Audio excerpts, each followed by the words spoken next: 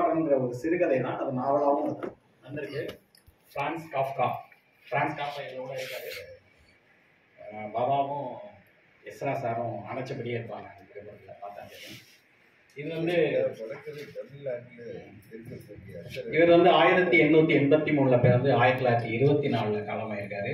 மிக குறைவான எழுத்துக்கள் தான் எழுதியிருக்காரு. இவருடைய நூல்கள் எல்லாமே வந்து அவர் இறப்புக்கு அப்புறம் தான் வெளிவந்திருக்கு. வாழும் காலத்தில் புகழ்பெறாத ஒரு எழுத்தாளர். ஆனால் இன்னைக்கு இருக்கிற ஆளுமைகள் அத்தனை பேரும் கொண்டாடும் காஃப்காயிசம் அப்படிங்கிற அந்த பேர்ல இருக்கு. அவரை பற்றி 10 நிமிஷத்தில் சொல்லணுங்கிறது ரொம்ப கடினமான ஒரு நிகழ்வு. நான் வந்து ஒரு போலியோ சொட்டு மருந்து மாதிரி ஒரு டிராப்ஸ் தான் நான் சொல்ல போகிறேன் 10 நிமிஷத்தில். ஏன்னா எஸ்ரா மாதிரி சார் மாதிரி மிகப்பெரிய ஆளுமைகளே ஒரு தேநீர் கோப்பை அளவுக்கு தான் அவரை சொல்ல முடியும். அவ்வளோ பெரிய ஆளுமை உள்ள எழுத்தாளர். நம்ம தமிழ்நாட்டில் புதுமை பித்தனை எப்படி கொண்டாடுறோமோ அவர் கொண்டாடிய காஃப்கா, புதுமை பித்தனும் ஜானகிராமனும் அழகிரிசாமி அவர்களும் கொண்டாடிய காஃப்கா இன்னைக்கு நமக்கு தமிழ் வடிவத்தில் புத்தகமாக வந்திருக்கு. ஒரு மாதம் ரெண்டு தமிழ் மொழிபெயர்ப்புகள் வந்திருக்கு. ஒன்று வந்து பேராசிரியர் சா வின்சென்ட் கருமாத்தூர் காலேஜினுடைய பேராசிரியர், அவர் ஒன்று பண்ணியிருக்காரு. அவரில் சில சிறுகதைகளை இணைச்சும் பண்ணியிருக்காரு. சீன பெருஞ்சுவர், அப்புறம் வந்து பெருச்சாளி, இந்த மாதிரி சின்ன சின்ன கதைகளையும் சேர்த்து ஒரு.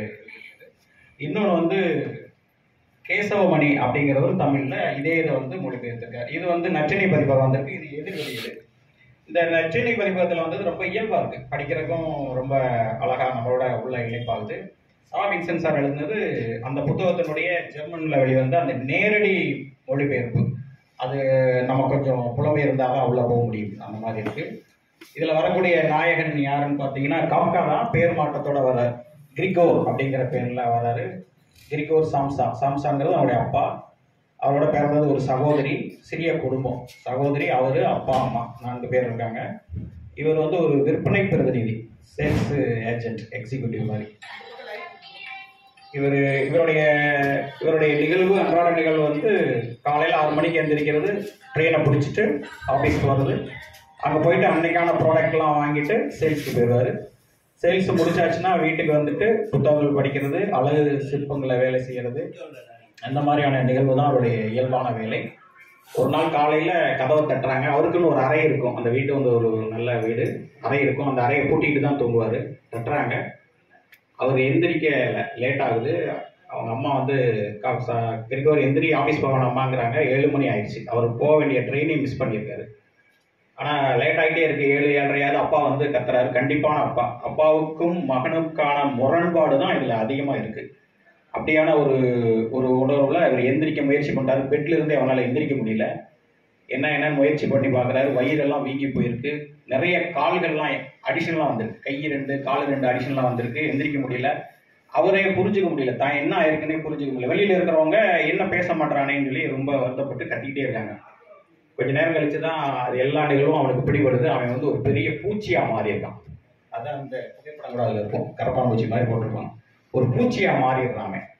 ஒரு விற்பனை பிரதிநிதி அன்றாட ஓடிக்கிட்டே இருக்கிற ஒரு தொழில்ல முடங்கி போற ஒரு பூச்சியா மாறினா அந்த குடும்பம் அவனை எப்படி நடத்தும், அந்த சமூகம் எப்படி நடத்தும், அவனுடைய மாற்றங்கள், அந்த உருவ மாற்றங்கள் வந்து சமூகத்துல அவனை எப்படி புறக்கணிக்குது, அந்த குடும்பம் எப்படி புறக்கணிக்குது, அவனை சார்ந்திருந்த பொருளாதாரம் எப்படி பாதிக்கப்பட்டுச்சுன்னா அவன் எப்படி வந்து புறக்கணிக்கப்படுறான் அப்படிங்கிறத வலியோடும் வேதனையோடும் சொல்லப்படுற ஒரு நூல். கேளிக்கையாகவும் இருக்கு, நிறைய இடங்கள் கேளிக்கையாகவும் இருக்கு. இந்த நாவல் படிக்க படிக்க, இந்த நூலை படிக்க படிக்க, இந்த சிறுகதையை படிக்க படிக்க ரொம்ப இன்ட்ரெஸ்டாக இருக்குது.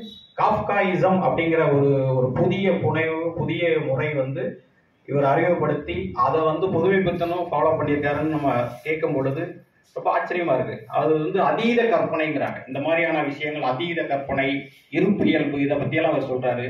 வெளியில் பூச்சியாக மாறக்கூடிய மனிதனுடைய இயல்புங்கிறது என்னென்னா, நம்மளுமே அன்றாட ஒரு பூச்சி தான். ஒரு அலுவலகத்திலையும் ஒரு பள்ளிக்கூடத்துலையும் சில கட்டுகளுக்குள்ள நம்ம பூச்சியா மாறி போறோம்.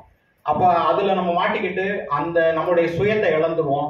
அது வந்து நம்ம அந்த ஆதிக்க சக்தி நம்மளை எப்படி கட்டுப்படுத்துது, நம்மளுடைய ஒரிஜினாலிட்டி நம்மள்ட்ட வந்து எப்படி போயிடுது, பணம் இருக்கும் பொழுது ஒரு நிகழ்வும் பணம் இல்லாத போது ஒரு நிகழ்வும் எப்படி இந்த சமூகமும் குடும்பமும் நம்மளை பார்க்குது அப்படிங்கிற ஒரு நிகழ்வை வந்து ரொம்ப அற்புதமா இருப்பியல்போட சொல்லியிருக்காரு காஃப்கா.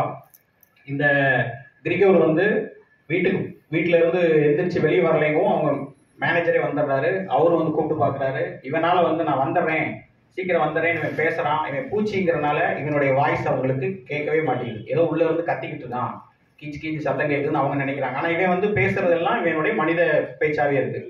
இந்த நிலையில பையனுக்கு உடம்பு முடியல அப்படின்னு சொல்லி சமாளிச்சு அனுப்புறாங்க. அதுக்குள்ளேயும் இவன் எப்படியாவது அந்த டோரை ஓபன் பண்ணி தன்னுடைய உருவத்தை காட்டிடுறான். அப்பதான் அந்த வெளி உலகத்துக்கு தெரியுது இவன் ஒரு பிரமாண்ட பூச்சியா நிற்கிறான்.